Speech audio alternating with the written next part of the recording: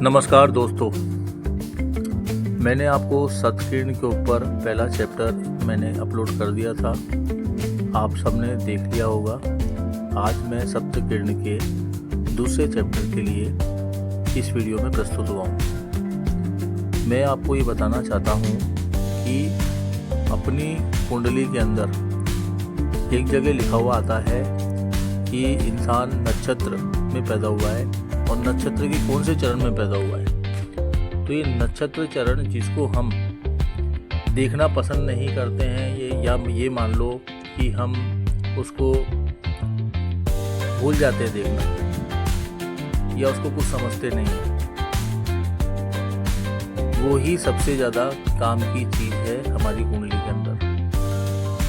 हमारी कुंडली के अंदर हम जिस नक्षत्र चरण के अंदर पैदा हुए हैं, वो नक्षत्र चरण हमारे स्वभाव को बताता है, हमारे गुण अवगुण को बताता है, हम किस दिशा में सफल होंगे ये भी हमें उसी से ज्ञात होता है। तो है ना काम की चीज़। और हम उन सब नक्षत्र चरण के उस भाव को छोड़ करके बाकी पूरी कुंडली को खंगालते रहते हैं कि हमें धन कितना मिलेगा, हमें हमारे पास वाहन होगा नहीं होगा, हमारे पास प्रॉपर्टी कितनी होगी, हमारा भाग्य साथ देगा नहीं देगा। हम उस कुंडली के 12 के 12 भावों को देखते हैं, ज्योतिषों से जाके पूछते हैं कि कौन सी दशा चल रही है, कौन सी दशा के अंदर कौन सी प्रत्यंतर दशा चल रही है, कौन सी प्रत्यंतर दशा के अंदर कौन सी विषोत्तरी दशा चल रही है, जबकि उस चीज़ का हमारे जीवन से कोई लेना देना नहीं है। अब आप कहोगे क्यों लेना देना नहीं है? वो इसलिए लेना देना नहीं है कि हमारे जो सप्तकिरण कुंडली है, जिसके अंदर हम सिर्फ 3 भावों को महत्व देते हैं, जो कि मैंने आपको पहले चैप्टर में समझाया अच्छे से। ठीक है, हमारे जीवन में क्या चाहिए हमारे को? सबसे पहले हमें हमारा जीवन चाहिए। दूसरा, जीवन को जीने के लिए धन चाहिए। धन कहाँ से आएगा? धन भाग्य से आएगा। ठीक है, लेकिन भाग्य या व्यापार हम कर रहे हैं, उस व्यापार में हमें कितनी सफलता मिलेगी, कितनी असफलता मिलेगी, या हम किस दिशा में काम करेंगे, ये हमें हमारे नक्षत्र चरण से ही देखना पड़ेगा। अब नक्षत्र चरण मान लो किसी का कृत्तिका नक्षत्र है। अब 27 नक्षत्रों में से कृत्तिका नक्षत्र तीसरे नंबर का नक्षत्र है। अब कृत्तिका नक्षत्र के अंदर किसी का जन्म चौथे चरण में हुआ है, तो आपको कुछ नहीं करना, बहुत सिंपल विधि बता रहा हूँ।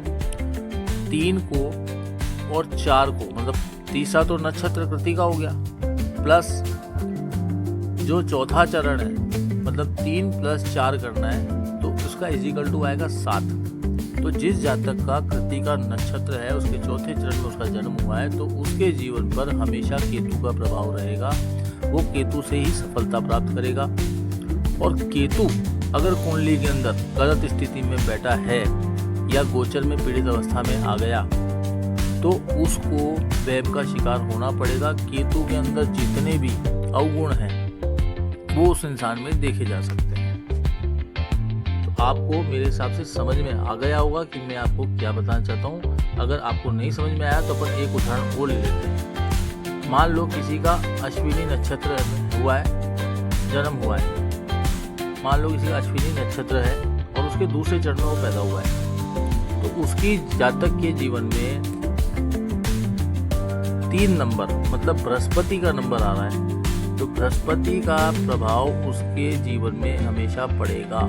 और जब भी सफलता उसको प्राप्त होगी, तो गोचर में जब भी बृहस्पति की दशा, अंतर्दशा, प्रत्यंतर दशा, विषोत्तरी दशा अगर शुभ होगी, तो वो सफलता की तरफ आगे बढ़ेगा।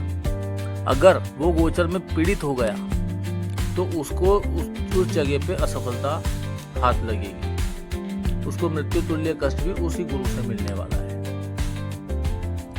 अब आपको समझ में अच्छे से आ गया होगा।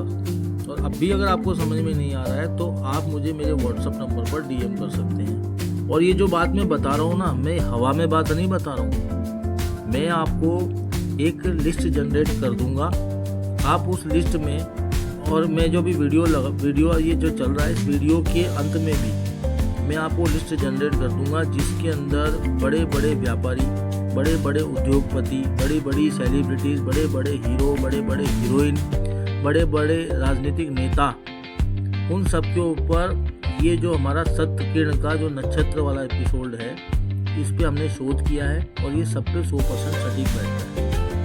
और अभी भी हम इसको 500 से 1000 जनों के ऊपर और टेस्ट करेंगे और हमें पूरा विश्वास है कि 100% सटीक ही बैठने वाला है। क्यों हम आपको ये सब क्यों बता रहे हैं? क्योंकि हम आपको क्लासेस दे रहे हैं, फ्री क्लासेस। इसमें हम आपको कुछ गुमराह करने वाली बातें नहीं बता रहे कि हमने आपको कोई 3 महीने का कोर्स बताया, कोई 5 महीने का कोर्स बताया और कोई किसी की 1 लाख रुपये फीस हो, किसी 2 लाख रुपये फीस हो। हम आपसे कुछ भी नहीं कमा रहे हैं। इसलिए हम चाहते हैं कि आप जल्दी से जल्दी सीखें और जल्दी से जल्दी सीखने के बाद में अपना दिमाग भी लगाएं कि ग्रहों की गति किस आधार पर चलती है, ब्रह्मांड में ग्रह धीमा कब होता है, तेज कब होता है, कब वो डबल प्रभाव देता है, कब वो सिंगल प्रभाव देता है, कब वो आपको असफलता की तरफ ले जाता है। ये सब चीज़ें आप प्रैक्टिकल में अपना दिमाग लगा करके सोचें। हम आपको बेसिक बता सकते हैं, लेकिन बेसिक से अगर आपको आगे जाना है तो आपको अपना दिमाग लगाना ही पड़ेगा। क्योंकि ज्योतिष जो लोग होते हैं वो सिर्फ व्यापार करते हैं। वो आपको 12 भाव में जो ग्रह बैठे होते हैं उनका अस्त होना, उनका नीच में जाना, उनकी एक दूसरे के ऊपर दृष्टि डालना, ये सब बता के आपको डराते हैं और आपसे कमाते हैं। ये सिंपल सी बात है। आप किसी भी ज्योतिष के पास जाके पूछना, जो मैं आपको बता रहा हूँ, जो एकदम सटीकता है, जो आप अपने जीवन में खुद होते हुए देखेंगे, या फिर आप अपने किसी ऐसे मित्र की या किसी ऐसे रिश्तेदार की आप कुंडली खोल करके, ये जो मैंने आपको चैप्टर नंबर 1 में जो बताया है और चैप्टर नंबर 2 इस वाले वीडियो में मैं आपको बता रहा हूँ, वो आप उसकी कुंडली में प्रैक्टिकल करके देखो।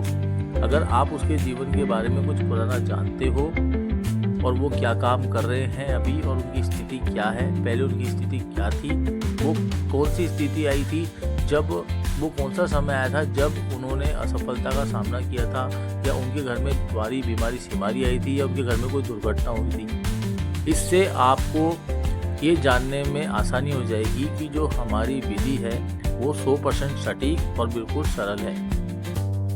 तो हमारा ये वीडियो बनाने का सिर्फ तात्पर्य इतना सा है कि आप लोग अभी नई पीढ़ी के हो और आप में से बहुत लोग हैं जो सीखना चाहते हैं, लेकिन कोर्स महंगे होने के कारण वो सीख नहीं पाते हैं। तो इसलिए हम चाहते हैं कि आप लोग गुमराह ना हो, किसी भी तरह से आप किसी के हाथ ठगे ना जाएं। इसलिए हम आपको ये सब चीज़ें सिखा रहे हैं, क्योंकि जो युवा पीढ़ी है वो हमारे देश का आने वाला भविष्य है। तो हम चाहते हैं कि हमारा जो आने वाला भविष्य है वो सही हाथों में रहे, जिससे जनता का उत्थान हो, देश का विकास हो। धन्यवाद।